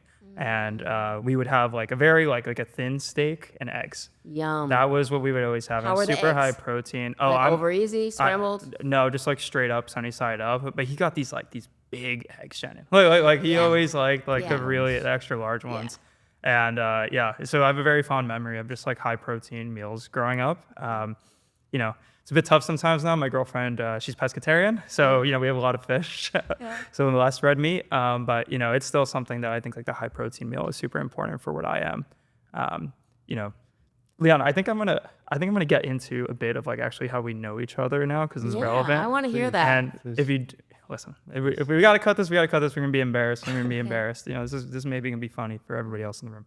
So Leon and I actually met strangely by playing a sport. However, it's not the sport. It's not even a real sport. It's not the sport that you would have expected. Okay. Devin's looking at me like I'm crazy right now. But so we seriously played the Harry Potter sport, Quidditch, in college. What? Yeah. No. Is that a real thing? Yeah. No, it's sick. Honestly, so I played football in high school. I played baseball, and I loved sports growing up. Also played basketball, and really was a big fan of sports. Right, I spent my whole first semester of college not playing any sports. I missed it so much. Okay. And tell everybody where you went to school. Yeah, we went to NYU. You went to NYU, right? My sister went to NYU. I had to mention that earlier. Awesome. Yeah, NYU is a crazy place. NYU is close to home for me. The village is amazing. Yeah, and it's wonderful. It's also not growing up, and my hometown is 9 miles away from NYU and on the border of Manhattan, so it's not really too far from me. But still, my first semester was really tough. I think there's a lot of context, especially in the concept was my first time going to private school. And so being with a lot of different people from all over the world in a lot of different capacities was definitely quite overwhelming. I did find it a bit difficult to make friends outside of the people that I was living with. Thankfully, I was in this it was a 6-person apartment. No. It was that was crazy. A dorm? I said thankfully, actually. Okay, but that was a dorm? Yeah, Six people? Yeah. We had six dudes, 2 bathrooms, 3 bedrooms, and a little living room with an electric stove. Okay. And it was pretty sick, honestly. Okay, good. I've always lived with people that like to cook. So right now Leon's cooking Awesome. that Well- meal. You guys are roommates now. Yeah, right now. All right, so tell me about Kidditch. Okay, yeah, so going back to You that. gotta get back to that. I mean, were there brooms involved? Yeah. So Okay. they're used. So it's actually interesting. Right before we started playing, there were brooms involved, and then now, like from once we started playing, we were actually the first year where they were just like PVC pipes, and it's a very physical sport actually, Shannon. The whole first 180 degrees of your body, it's like rugby, so you can be tackled. Yeah. It's a co-ed sport too, so you know. Yeah, so Oh, like you met super. girls. No, I'm not gonna lie. Like, yeah, how I met my girlfriend was directly related through Quidditch. Yeah. No. Yeah. She wasn't on the team, but like friends of friends. Yeah. So like our whole lives are completely different if we didn't choose to make the decision to go to Quidditch practice one day. But nevertheless, Leon and I's relationship is definitely a lot based on health and wellness. So I was hanging out with these like really like artsy people my first year in college, my first semester. Then I got to Quidditch and I was so stoked because I got there. We went to the dining hall after practice. I had such a great time at practice. It was so much fun. Yeah. And then I don't know if you know the story, but I know the story. so we were with our other friend. His name is Charlie. And we were all eating and it was cool. Charlie. Yeah, shout out Charlie. And Charlie goes, yo, Leon, I think gym now? And Leon was like, hell yeah, absolutely. And I was like, jaw dropped. Like, we're at NYU. We just spent 4 hours running around on the field, and now these guys are going to go to the gym. I'm like, hell yeah, these guys are speaking my language. And so, Wow. yeah, Okay. so that's actually So you how connected on that level. Yeah. So I didn't go to the gym with them that day because honestly I wasn't invited. But eventually I was invited to the Snapchat group. You didn't get the invite. You didn't get the nod. Yeah. Eventually this other dude named Charles invited me to the Snapchat group. Okay. Shout out Charles. Yeah, I guess we haven't talked to him in years. I think I've talked to him in like 6 years. He's good. Yeah, I'm sure he's fine. But it was back then when I was trying to make the walk-on basketball for NYUD to series, so didn't happen, but you know. Okay. Regardless, health and wellness is super important in that context of like needing to fuel your body. I don't even know how we got here. Well, but I think, we were just talking about how healthy is subjective. yeah. You know, and it's like we're three people at a table, and you're Yeah. like, oh, well, how different can this possibly be? You just talked about why you eat the way you eat and what you were into and how important health and wellness is. Leon did, and mine's completely different, right? And so that's why I say healthy is subjective. You know, are there guidelines? Of course, you want to stay away from as much processed food as possible. Right. You want to stay hydrated. You know, you want to limit all the things that we already know are bad for you. We don't have to do that. But, you know, we as individual human beings, we are so uniquely made that how we power our bodies also needs to be unique. Yeah. You know, it's like if doctors could give you a prescription for food, you know, and they did a scan on you and they took all your blood work and they looked at your hormones and they talked to you about, you know, what you like to do culturally in your family and what gives you comfort. I guarantee you, meatballs are going to be on that prescription Oh, totally. because yeah. you cannot second guess or negate the importance of when you eat something and it makes you feel like you're at home. Yeah. That's a part of the mental health piece because food isn't just nourishment. It's not. There's this whole other emotional quotient that is attached. And that's why real food is so important because real food connects you to who you really are and all the people that came before you. Well, there's also the science behind how your gut health, right, relates to your mental health. Like your gut health is your mental second health, brain. right? Yeah. Your second brain. And so like when you think about that, especially in the context of like, you know, your mental health is also probably related to who you are as a person and what your background is. You know, thinking about, okay, if this is what my ancestors put in their bodies, maybe this is something, and they, you know, they lived incredible lives. Maybe it's something that I should too. And that's like something that's really, really special. And yeah, I think I make rice every night in my house. Yeah. Every single night. You know, my family is from the Cape Verde Islands off the west coast of Africa. We make rice every night. You know, my kids don't know a night without rice. And even when I make pasta, I still have rice in the refrigerator. Yeah. You know? And I'll use the leftover rice to make rice and eggs in the morning. You know, these are things that I grew up on. They remind me of my mom. They remind me of my grandmother. They remind me of my aunties. And even if I'm on like a no carb spin, because that happens a lot for me, right? As a now 50-year-old woman, sometimes like I just got to cut the carbs because I love carbs. Carbs don't love me back. You better believe I'm going to take a forkful of that eggs and rice when I pass by it because it's like I could shed a tear because it reminds me of being in my Grammy's kitchen. Yeah. You know, you cannot put that in the span of healthy. You know, and if anyone were ever to come into my house and say, well, and it's happened. Walker has type 1 diabetes, right? And so he's insulin dependent. He has been since he was 17 years old. And when I first sat down with all of these endocrinologists and pediatric endocrinologists and health wellness practitioners and dietitians and nutritionists and you name it. The list of things that they gave me that they wanted to make sure that Walker was eating were things that I wouldn't give anyone, especially not a child with diabetes. It was like sugar-free Crystal Light. And I'm like, sugar-free Crystal Light, what is Never this? seen that before. And they were like, well, you want to make sure that he's eating his carbs so that he's not really drinking his carbs. So you can provide him with sugar-free Crystal Light or diet-free this or diet this, and this all has saccharin and aspartame. And I'm like, no, he'll drink water. He'll drink organic whole milk. Yeah. He'll drink 40% less, sugar, Mott's for Tots, organic apple juice. I am not fucking giving my child sugar-free Jell-O or Crystal Light. I wouldn't give that to him without a life-threatening medical condition. And that's a lot of the problem is like, really understanding that this picture of healthy also needs to make sense for you, and you and me. So. And also the belief that that definition of healthy is going to change over time. Yes, it fluctuates. My sister, shout out Thomasina, she has gone through a gluten issue recently, and she's probably never really going to be able to eat gluten for the rest of her life. Okay. And it's tough, especially as I've said before, New Jersey Italian Americans. Yeah. So she's on an elimination diet. Yeah. And so, and she's been an athlete her whole life. She played college rugby at Penn State, and was a 3-sport athlete for high school for all 4 years. And so, so she's a tough one. And so she definitely depends on, a lot of protein for, all the things that she's done athletics. She does Pilates now too. And so, just seeing that, how quickly the situation can change as well is also so important. I think we all just have to be aware of it. Yeah. I think Leon and I specifically were at an age where now we're in our mid to late 20s and we've moved on from the whole college diet, college 100%. Lifestyle.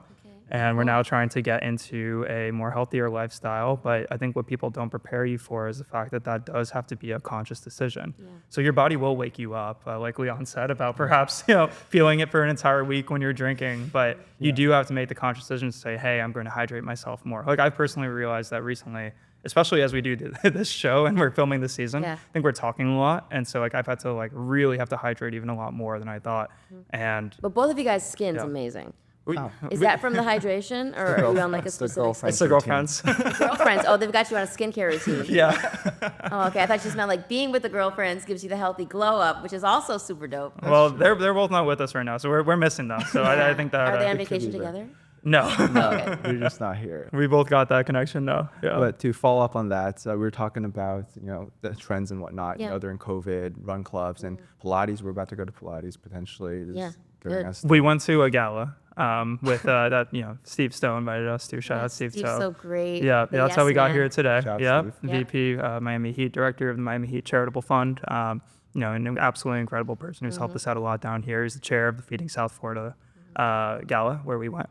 And amazing husband and dad. Yeah, an amazing husband and dad too. His whole family was there. It was actually the first time I got to meet his family in person after hearing so much of them for so many years, and it was incredible to be with them.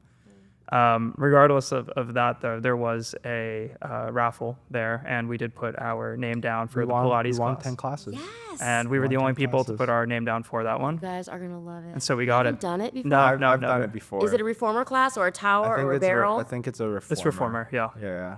Change your life. It's going to be...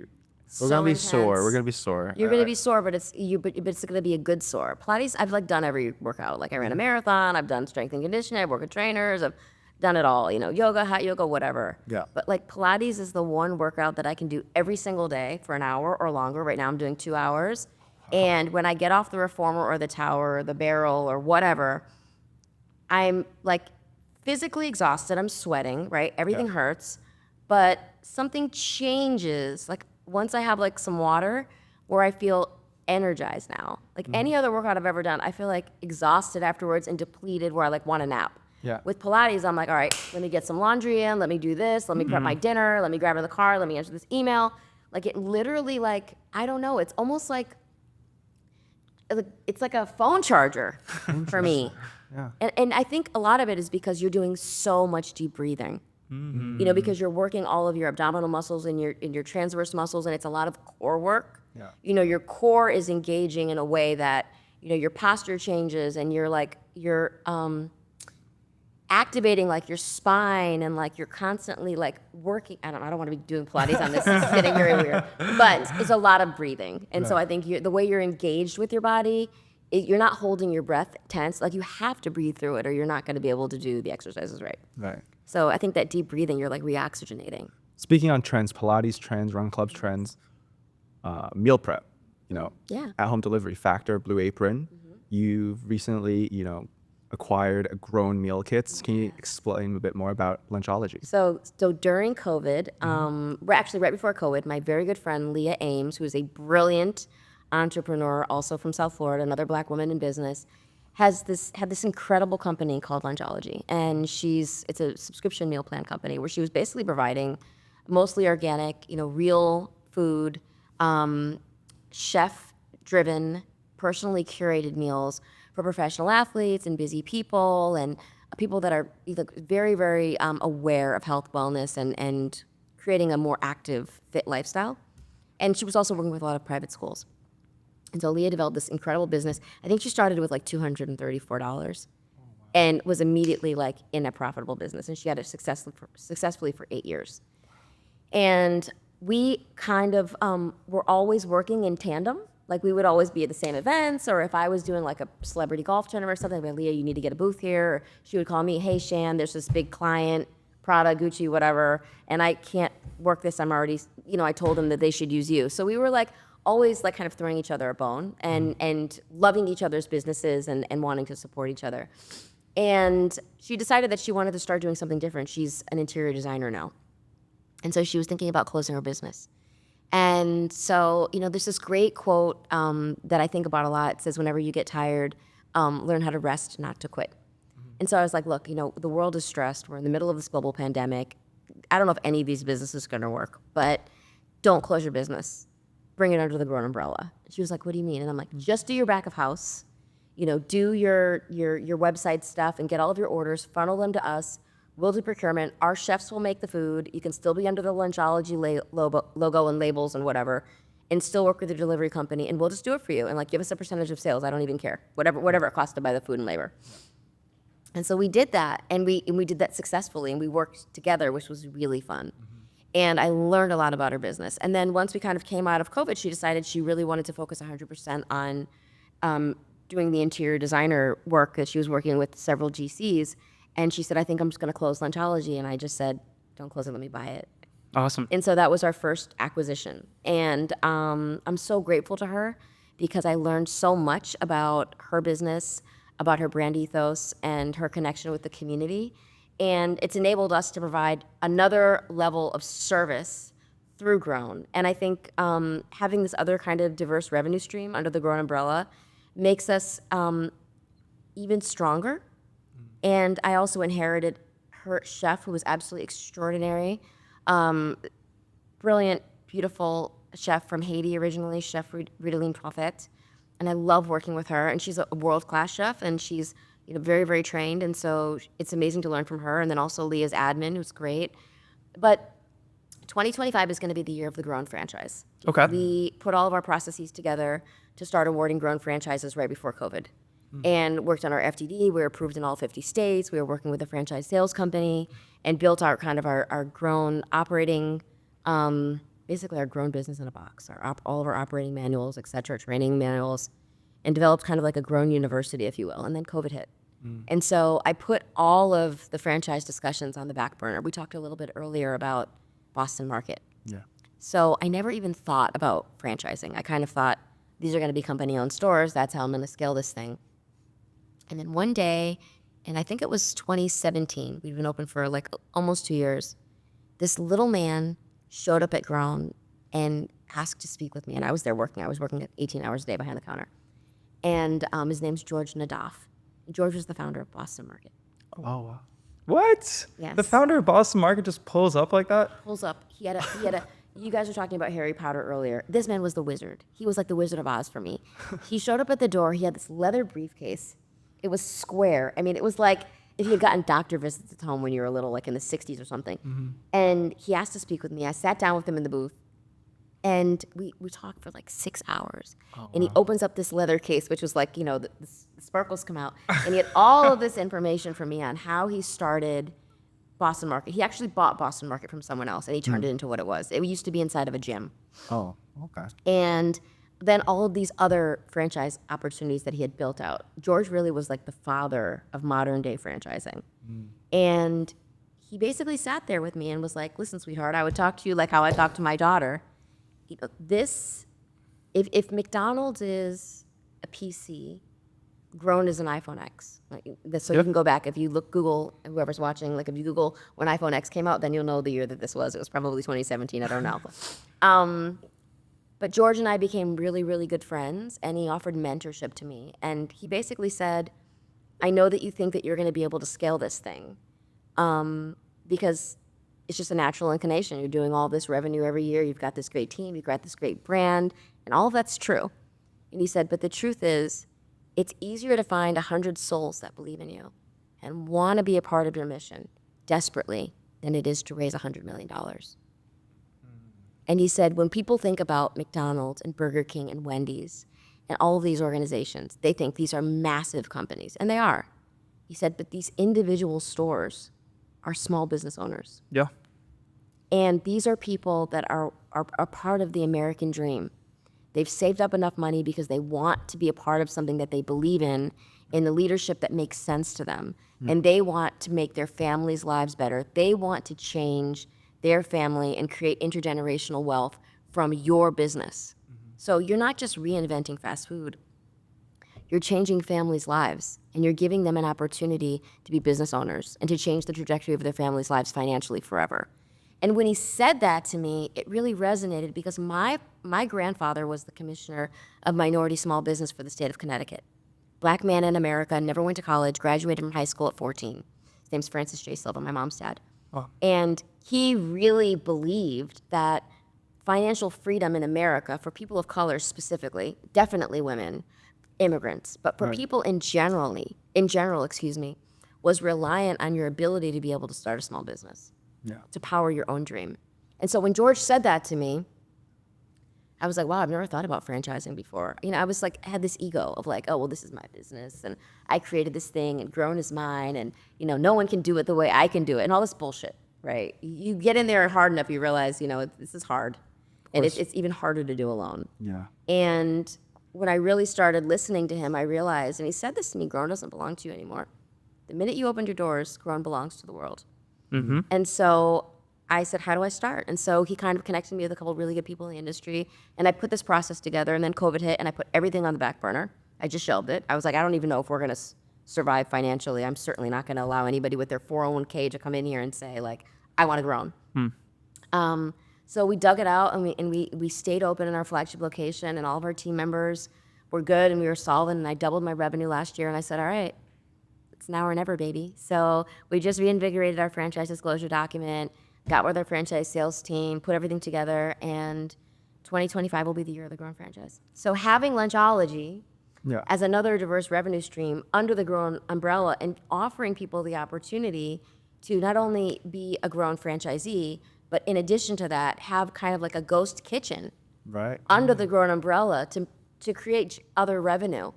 Through this subscription meal plan, I think is going to be a real value add. And I think this is still going back to your why, right? Like, it's obviously going back to your why with Walker, and it's also going back to your why back when you were a singer, right? By creating this franchise model, you're actually empowering other people to be creators. You're empowering people as well. And I know how you're going to do this. I don't actually know. I'm just finding out for the first time. But I feel like the way you're going to do this is that you're also going to provide these local restaurant owners with the capability to even change up the menu to provide local ingredients, right? Especially in the context of sourcing, as we said before, right? If you're not working always with these big box distributors, you could hypothetically have people that are willing to perhaps hire somebody on their own personal franchise team that's going to be able to go to those local farms. I mean, you're from the Northeast, you're from Connecticut, right? Like, people don't realize it, but the Northeast actually does produce a lot of crops, right? New Jersey is the garden state. We are not the state, we're not the armpit of America, we are the garden state. There's Jersey tomatoes, there's Jersey corn, and there's a lot of beautiful things there. And Connecticut also has wonderful things as well. Orchards. That's where all the apples come from. Yep, orchards, apple orchards, pumpkins, and it goes well beyond the fall too. And so I'm really excited to see how you're gonna be able to empower that journey. and continue to work with the newer trends like the meal kits as well, because all these things are going to coalesce really, really well. Yeah, I hope so, with God's help. And I think, listen, it's great if it exists where it is, right? It's already a success. We've been in business for 10 years. The average restaurant's out of business in 3 months. Yeah, 3 months. 3 months. Yeah. And everybody said, this isn't gonna work. You're great and everything, but you're the really wrong person to do this. Like black woman, 5 kids, a little boy with a life-threatening medical condition, married to an athlete. Like you are just, I can't bet on you. Like you are way too risky. You are the really wrong person to do this. And I was like, well, that's why I have to do it. It's not that necessity is the mother of invention. Mother is the necessity of invention in this case, because nobody else is going to fucking do it because it's too expensive. Yep. And I've never taken a salary out of the restaurant. I've never taken $1 out of Grown. This has never been about money for me, ever. It's about impact. It's literally about changing the world one organic certified fast food at a time. For Walker, for the millions of people like him, for my children, for their friends, for families. Busy people deserve better. Yeah. Busy people deserve better. It's so clear, right? When you say it out loud, it becomes so clear. And it just, like I said with my first question, just how did we even get here? It becomes really, really frustrating. Boston Market, I think, is an exceptional partner for you. I remember going to Boston. There was a Boston Market right next to my high school. So Yeah. after football practice every day before we got on the bus, we would always go to Boston Market. It was always the place to be. They had 6 pieces of cornbread for $2. I bet it's more than that now. But there aren't that many anymore. There aren't that many Boston Markets There anymore. aren't that many anymore. Yeah. But you can come to Grown and you can get a personal portion of chicken with sweet mash and Brussels sprouts. Amazing. I could really see that as the kind of evolution of a Boston Market type. Very interesting. Super cool. So prior to Mr. Nadal entered your life, Nadaf, what was your idea of expansion? Because there's all these business models like franchisees. We have corporate-owned and hybrid and ghost kitchens, like you mentioned. Prior to him entering your life, did you have any idea of like which direction you wanted to take Grown into? Yeah, I thought it was going to be all company-owned stores. I did. I thought, I'll raise a little bit of money and I'll expand this thing as much as I possibly can. I really believe, I truly, truly believe that Grown is the fast food of the future. And if there can be a McDonald's or a Taco Bell or a Wendy's or a Burger King or a Dunkin' Donuts, there absolutely should be a Grown. If there's a Checkers and an Arby's and a Cane's, why cannot there be a Grown? People, the one thing that I hear from people all the time when they come to the restaurant is that when they're home and they can come to Grown every day, they're on their diet. They're committing to their lifestyle change. They don't have to worry about it. They're absolutely in like autopilot. It's not anything they have to even think about. I have a guy named Alex who comes to Grown twice a day, every single day, because he doesn't have to think about it. He knows what he's gonna get for breakfast. He knows what he's gonna get for quote unquote lunch, dinner, and it's enough for him for both meals. He works out, he has his food, he's good. Doesn't have to think about it. But when people like him travel and they go to airports and the options are Sbarro pizza and McDonald's, right? And Starbucks is great for coffee, but for real food, all of a sudden it's like this thing's out the window. And now I've got to recalibrate when I get home.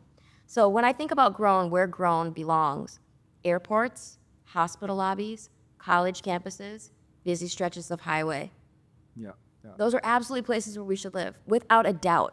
If all those other guys, Arby's, McDonald's, Taco Bell, Burger King, and by the way, this is no disrespect to any of those guys, they're all brilliant. They're exactly where I want to be.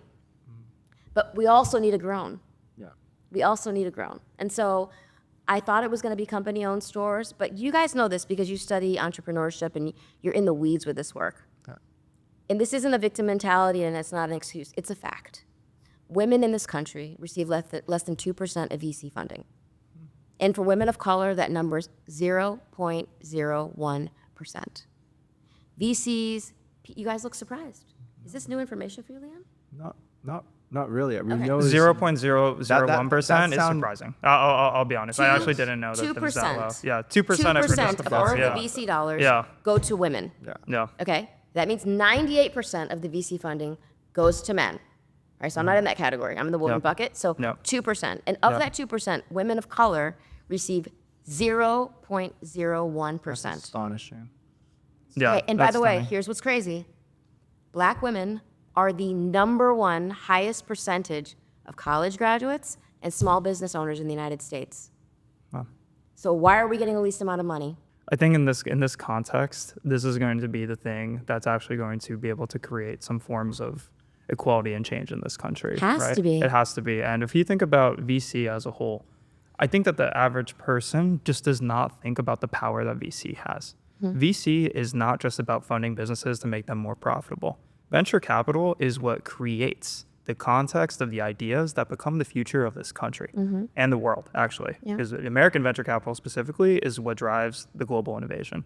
And these are hundreds of millions of dollars that are being put in by either emerging fund managers or people that have done this for a really long time, that are capable of turning ideas into realities that are going to affect millions of people. I created with the startup that I made in my parents' basement, the ability to impact 1 million plus people. You've created a business where you've also impacted hundreds of thousands of people. At the very least, it feels like.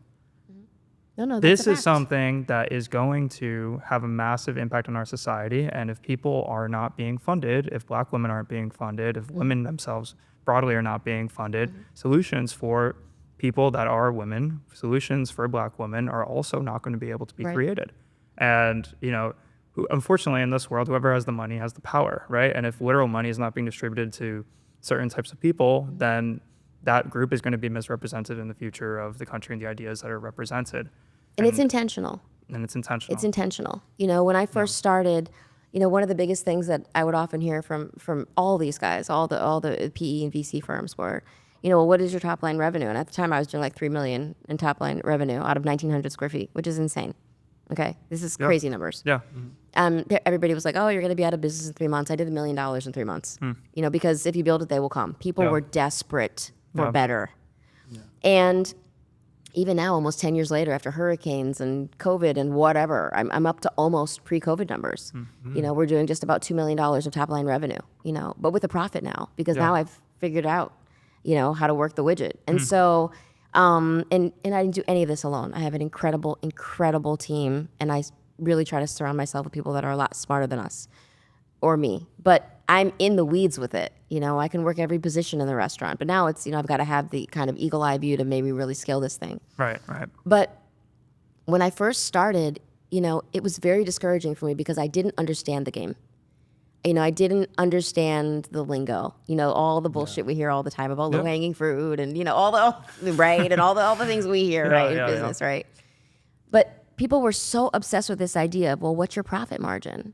And that discouraged me so wholeheartedly. I would be doing $3 million a year or $2.8 million a year and beating my head up against the wall saying, God, I don't have a profit. How am I going to get to a profit? I don't have a profit. And I started feeling like this thing isn't going to happen for me because I'm not smart enough to figure this out.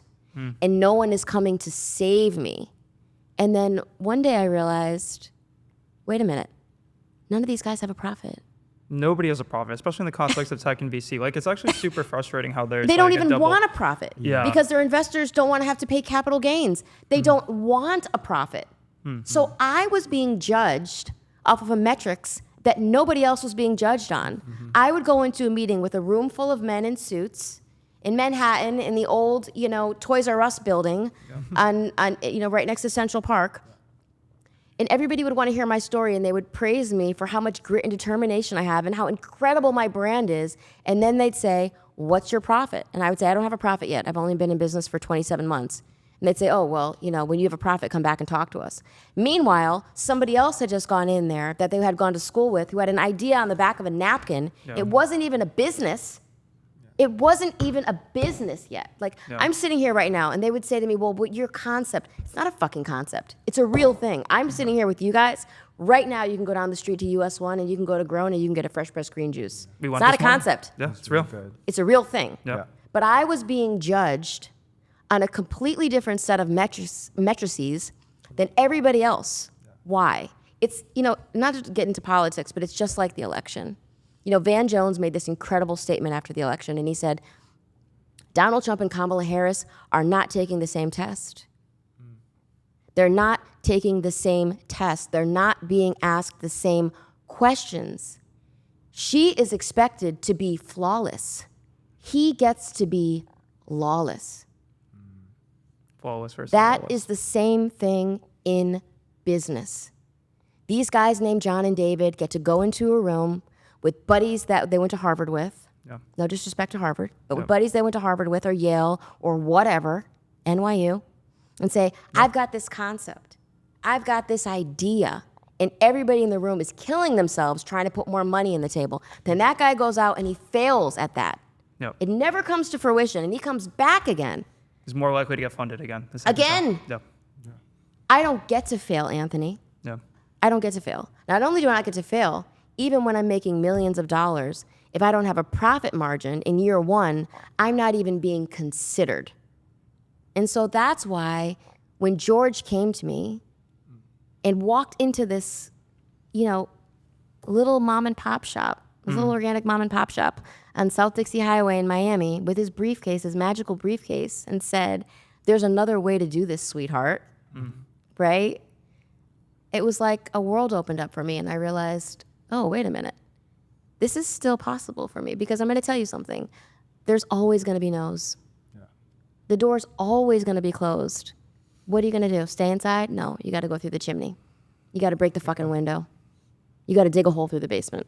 And if we're thinking about this impact that you're able to have now, it's not limited to yourself, right? So like exactly what you're saying, right? You become actually someone who is a franchisor, I believe it would be franchisor. Yep. You have the capability now to bring that feeling, right? To actually like somewhat, I don't want to say choose, but have a selection mechanism for understanding, okay, what type of brand do you want to build and the values that you want to showcase, right? Because food is a expression of language, right? It's also an expression of culture.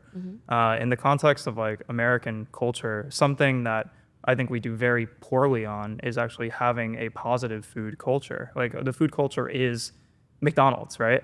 People think American food. If I go abroad, when I studied abroad in Florence, for example, I saw like there are American food restaurants and Italians eat it up. They love it with like big potatoes, like large hamburgers and everything like that. And they're so keen on trying this American food when in reality, like that should not be our American food culture, right? Like our American food culture involves like super unique vegetables that are grown in the South, right? Our American food culture should involve the berries that are grown in the valleys of California. Our American food culture should sure as hell include Jersey tomatoes and Jersey corn, right?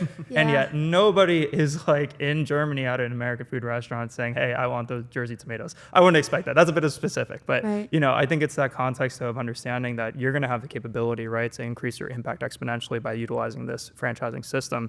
And so I just like to ask, how will you be able to balance that? Because that's a lot of pressure, right? Like I know, you do Pilates where there's, you're going through so many things in terms of like mental health and wellness. You're also caring for your family, right?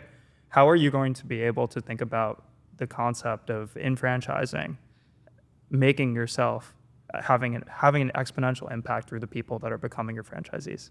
Yeah, it's going to be interesting, and I think it's going to be a challenge, but I'm built for it. Yeah. I somehow have figured out a way to choose like the most difficult careers, singing, acting, restaurants. Everyone always says like it's not for the faint of heart, but again, it's not special to me. It's not unique to me. Careers are hard. If there was an attorney sitting here right now, they would say there's no profession that's harder than the legal business. Or if there was a neurosurgeon sitting here, they say there is no career that's harder than being a doctor, right? And so I think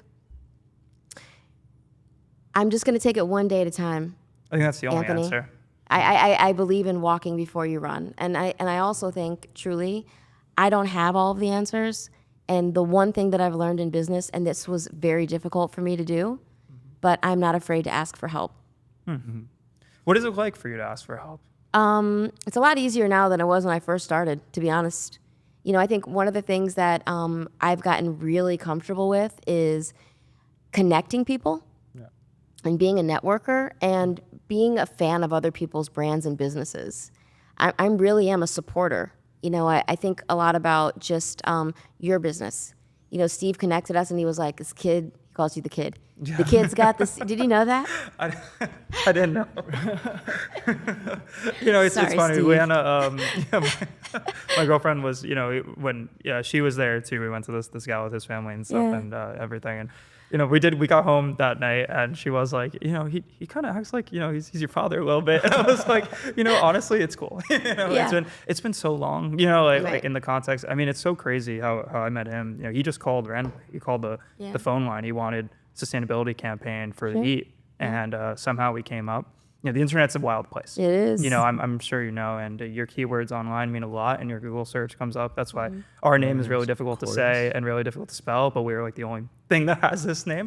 Yeah. So we're dealing with it that way. Got it. But regardless, like that context of like knowing that there are people that believe in you and that there's people that are able to connect. And where I think you're going with this is saying that, you're finding others that believe in what you're doing, right? And what you're going to find when you're franchising is that people are going to believe in you. And it's tough to have people believe in you, right? There's a mental balance that comes with like adding on a person, a stranger, right? A stranger's perspective to your day to day that, could be a lot, but I have faith. Well, that's what I was going to just say. And it's so great that you ended with I have faith, because a lot of who I am and what I do is about faith. It's about my relationship with God. And I said it earlier. You guys said, how do you guys do all of this? And I said, with Jesus Christ, lots of coffee, a messy bun, I really, really mean that. I don't believe in coincidences. I don't believe in accidents. This is what God chose me to do, because I would choose something else for myself, guys. This is no punk bitch. Shannon, 1 second. Yeah, that's okay. Hey. Hey, Shaq. How are you? How's it going, Chad? Hold up. If you're wondering what's going on right now, yes, you heard that right. This is the one and only Shaquille O'Neal walking into the studio. This wasn't planned, but when the big diesel shows up, you gotta say hi.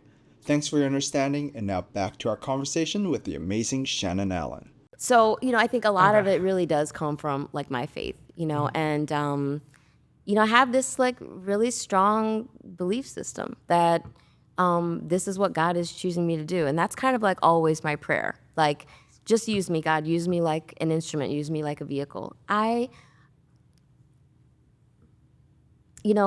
Walker, one day, he and I were at the restaurant. And all their friends go to Grown because it's right next to their school. And so they go there for smoothies or, to get their pre-games meal before their basketball games or lacrosse or whatever. And we feed a lot of professional athletes, by the way, when they're in town. This is 76ers, they're the Atlanta Hawks. We feed all of a lot of the UM teams. We have this incredible relationship. We've been feeding UM football for almost 10 years. We feed women's basketball, track and field. God bless Coach Cristobal and Katie and Sarah and Andrea and the staff in the nutrition department over there. I mean, we've been feeding the team for almost 10 years. And I have to tell you, this season has been crazy. Have you guys been following it? Yeah, of course. No, It's been unfucking believable. Like, it's literally been unreal. And so it's such a privilege and an honor to continue to work with professional athletes. A lot of what I do in like my personal ministry at home is providing food and cooking food for my husband during his pregame meal and all of his teammates throughout all the years of his NBA career. And to be able to continue to do that through our family business, to feed athletes, is like unreal to me. Like, it's just such an incredible privilege and gift. And our kids are athletes. We have a daughter who played D1 volleyball, Tiara, and then we've got 4 boys that play basketball. Our son Ray right now is at Emerson College playing basketball for Coach Curley. And so that's a big part of my life. So Walker's, all of his teammates and friends eat at Grown. And one day we were in the restaurant together, and when I'm there, I'm working, and when he's there, now he's working, taking plates and making sure tables are clean, and that's what my boys do. And he had a group of friends that were there, and they left. And he said to me, Mom, I gotta ask you a question. And I was like, what's up, Walk? And he goes, do you think that you would have created Grown if I never got diabetes? And, I thought about it because I'd never thought about it before. I just was kind of in like monster mode, right? And I said, Walk, no, I wouldn't have. I grew up at a McDonald's drive-thru. My mom was working 90 hours a week. She'd pick us up from school, and she'd be walking land or negotiating a contract or doing an open house. And if my mom and dad could pay their bills and she could take us for a small fry and a small Coke, it's like, boom, check one off in the win column for Mom. The food was different then, in the 70s and 80s. But it was, families felt good about being able to provide their kids with a happy meal. No, And so the answer is no. The short answer is no. I wouldn't have created Grown if you hadn't developed a life-threatening medical condition, because I just don't go to the drive-thru that often. I cook, 2-3 meals a day, and it would have been for special occasions. No big deal. And he said, Well, if you creating grown and providing all of this, like for my friends and our community and like really changing the world, if you creating grown came from the diabetes, I'm okay with the diabetes.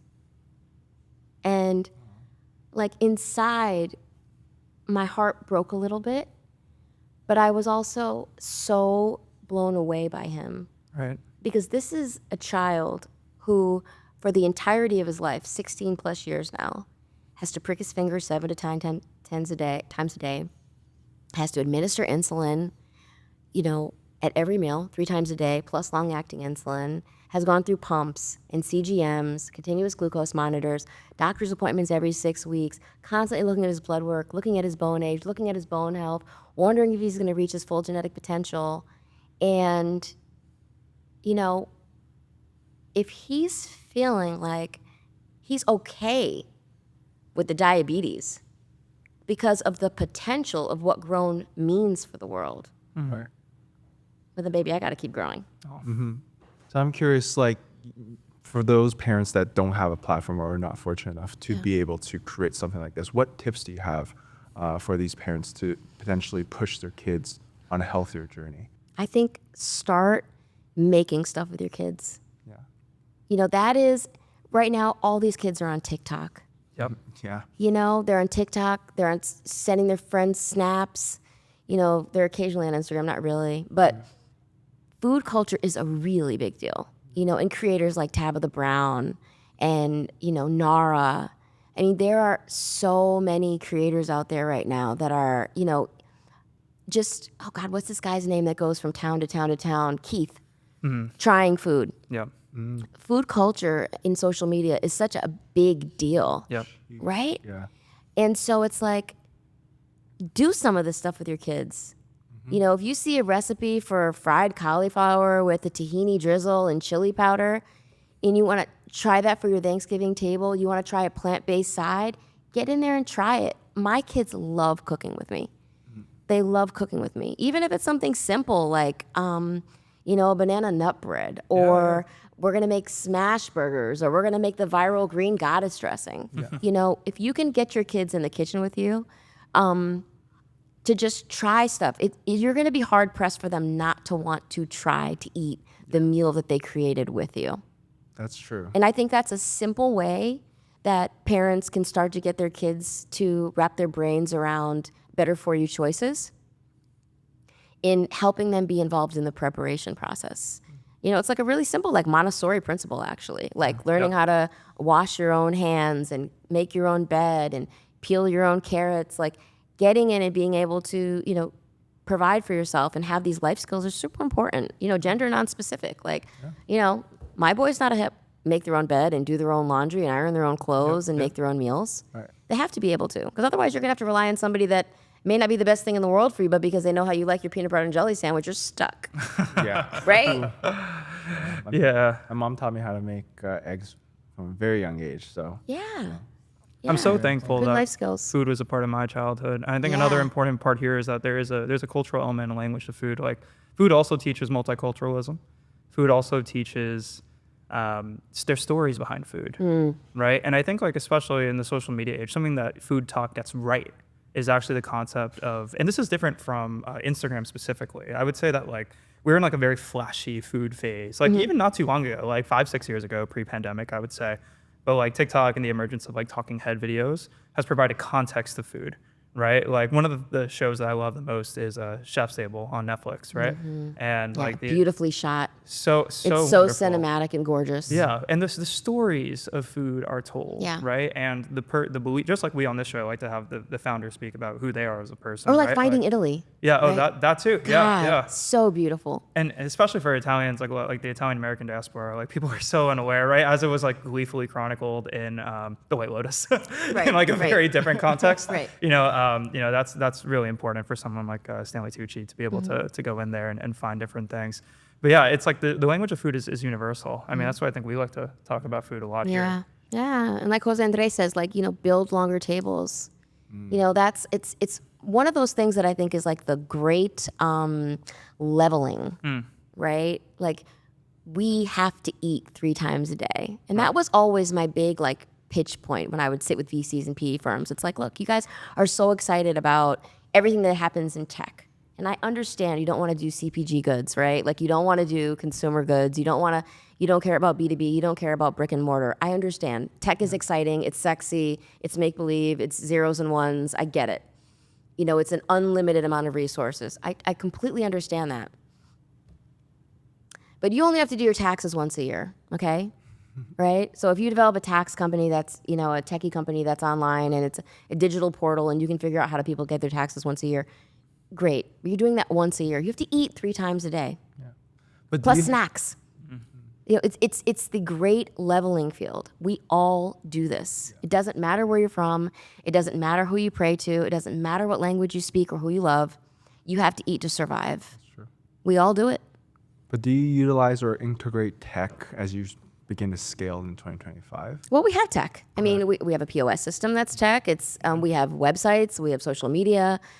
We work with a ton of contactless at-home delivery partners. Our Lunchology subscription meal plan is completely online. You cannot exist. All of our orders are done. All of our Zoom calls, our franchise documents, everything's uploadable. Like, I know it sounds silly, but there is so much tech involved in what we do, whether it's inventory management or how our system connects to the kitchen, the front of the house, the back of the house with the drive-through. All this shit is tech, all of it. And it's only going to get more and more involved as we can become more systematic and more, we can get into the granular detail of what it takes to run a business, and run our business, certainly. Do you think that tech can optimize your sourcing to find better ingredients? Yep. Yeah. I think that's a real opportunity. I've always been frustrated at the way the restaurants run in the tech stack context. And I also think in a dream scenario, we would go to a hub and spoke model where we would have commissary kitchens in large cities all over the nation.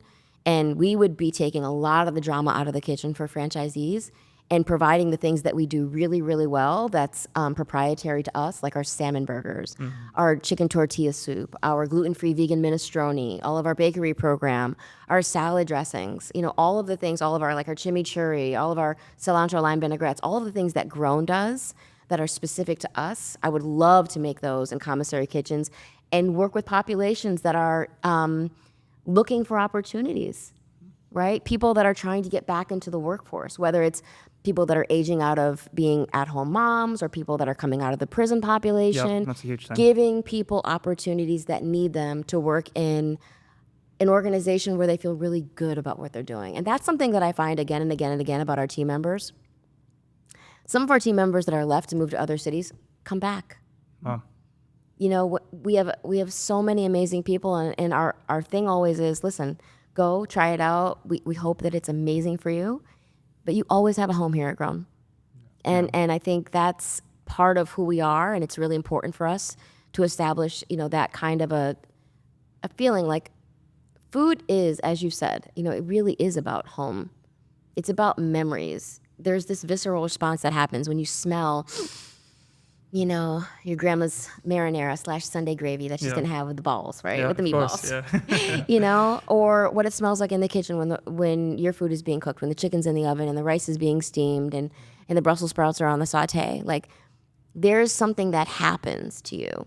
It's almost like you relax. When we lived in Boston, when Ray was playing for the Boston Celtics, I had a TV show on called The Pregame Meal that I executive produced and starred in. And I had a professional chef and a professional athlete on every episode. And it was, all the guys, Wes Welker and, Big Baby Davis and, whoever I could get in the community, Rajon Rondo that wanted to come in and be on the show, David Ortiz. Icons. Yeah. I mean, these are all Boston legends. And my production team was like, how are you going to get these guys to come in here and be transparent? And I'm like, well, one, I'm their boy's wife, so I'm not going to ask them anything crazy, right? I'm not here flirting with them. That's number 2, right? Which happens. And number 3, we're going to be sitting down talking over a meal we made together. Yeah. So we're automatically going to relax. And one of our guests that we had once was Kevin Youkilis, who was a baseball player for the Red Sox. And Kevin's a Jewish American baseball player from the Bay Area. And Kevin never talked about being Jewish on camera before. But we were making a standing rib roast together, and we started talking about his brother's restaurant. His brother's a chef. And we started talking about these family meals. And here we were eating meat and potatoes together And he just started sharing, and besides Sandy Koufax, I'd never even known that there were, any other Jewish baseball players, in the MLB. And so being Jewish American is very important to him. Yeah.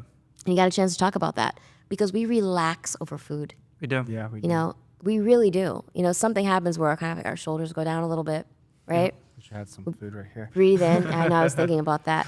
And we're swapping stories over a meal that we're sharing together. That's community. And that's something that has been relevant for humans for so long. I mean, even in Beginning the of time. religious context, you literally think about the Last Supper and the importance of that to the Christian faith, right? And understanding that this is something that is special. And there are, in the Jewish faith too, there's like Shabbos and, Friday night Shabbat dinner and a lot of those things. I think that's a fascinating concept because the fact that has stood the test of time despite all the modern sensibilities is really, really interesting. I have a lot of friends that are Jewish, especially at home in New York, New Jersey, and like they make that a big part about what they're doing.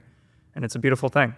And I've had a lot of wonderful experiences by eating with them in those contexts and just feeling something. Food makes you feel things. I think it's making us feel something right now. And it's not just hunger. We're actually not hungry because we had grown before this, but there's... That was a while ago though. There's a lot. But yeah, even in the context of our show right here, Shannon, I think like the presence of speaking about food has also led to Leanna and I talking about our identity. We've done quite a few of these episodes, and not just the podcast, but also other recordings. And I think that we never really talked about our identities in a way that we talked about it today. And I appreciate how, we've been able to run through this interview so far while getting to that. So Good. Yeah. It's been fun for me too. I'm enjoying it. Well, we're almost at the end of our time here, Okay. but we do have a couple games that we would like to play. Uh-oh. So For the more quick talks that we segments, mentioned. some like kind of quick hit. God, I don't know how games. quick I can Okay. be right now, but let's try it. I'm up is- for the challenge. Yep. It's this or that. So we give you one thing or the other, and you choose your preference. Could be both, could be neither, but a brief explainer after. Oh, okay, so I get to explain. Okay. Yeah. And this is rapid fire. I have just so everybody at home knows I've not seen these this or that's. So you're catching me off guard. God only knows what's gonna come out of my mouth right now. We start easy. Dine in or take out. Dine in. Secret menu or seasonal specials. Seasonal specials. What's harder, creating a menu or running operations? Running operations. Unique new flavors or home style favorites? Home style favorites. It has to be right. And if it's not exactly right, consistency is what people complain about over time. Truly. Meal prepping on Sundays or spontaneous cooking? Oh, I love Sunday dinner. Yeah. Yeah, I love meal prepping on Sundays. Okay. Family backyard barbecue or family potluck dinner? I'm gonna say potluck dinner because I fucking hate cleaning the grill. Taco Tuesday, pizza Friday, or sushi Saturdays? Yum. I'm gonna say Taco Tuesday. Taco Tuesday. But I like all of the above, honestly. Yeah. College basketball or the NBA? I'm gonna have to say both. Both. I'm super partial, right? I'm an NBA dependent. Yeah.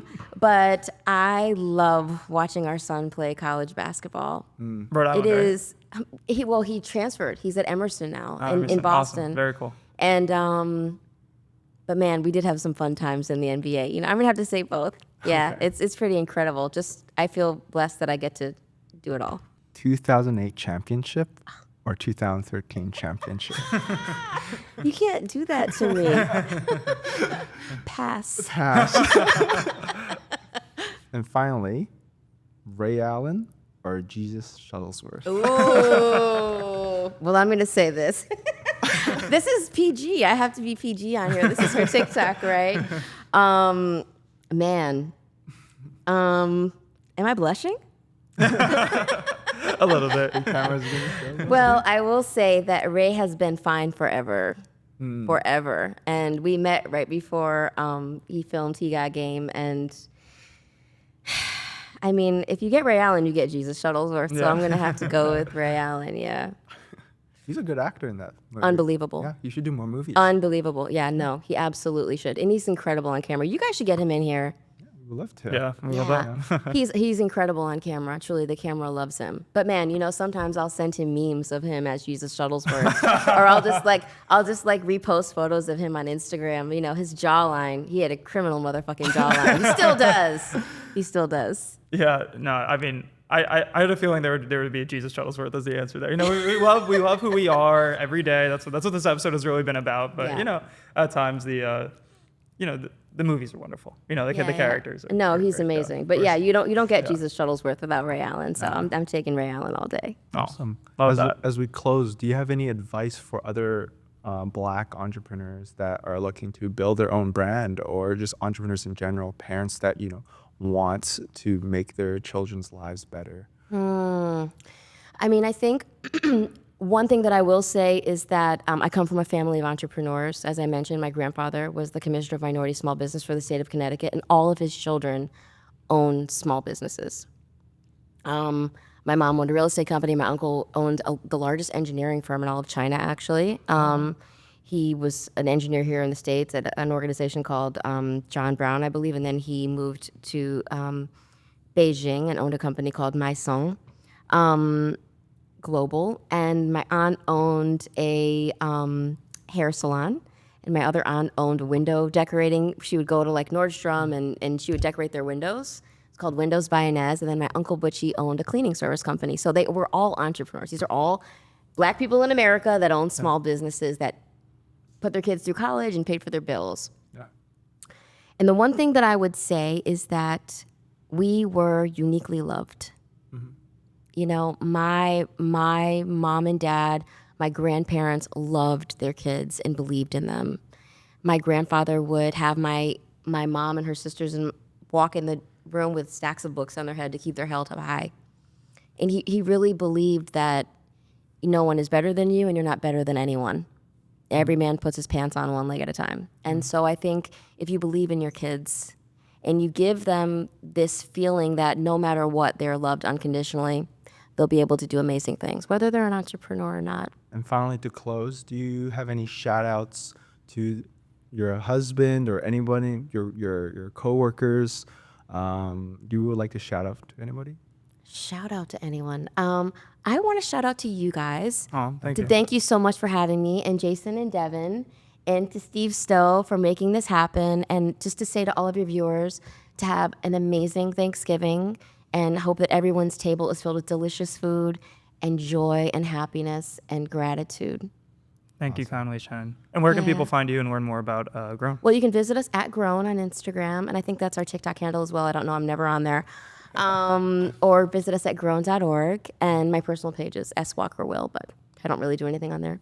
Awesome. Thank you so much for your time today, Shannon. This is a great conversation. This is one that I'm not going to forget for a long time. I think it puts a lot of things into perspective about the state of the world and the state of play and the type of impact that people like you can have. And we hope that you continue to inspire others, not just through this show, but through everything. I'm really excited for the franchise model. I think that my high school football coach used to say that he used to find, he wanted to make all of us mini versions of him. And, we couldn't actually be mini versions of him, right? Because, he was this huge guy and we were not even close to being anything like him in terms of the way that we looked. But he wanted to transform us into, the best player and the best person that possible, right? And he wanted to motivate us to be as close to him as we could be. And for you, if I see that the Grown world, and not just Grown franchisees, but people that go to Grown become extensions of Shannon Allen, I think that this world is going to be a better place. So thank you kindly for your time today. We really Thanks, appreciate Anthony. it. Thank you guys so much for having me.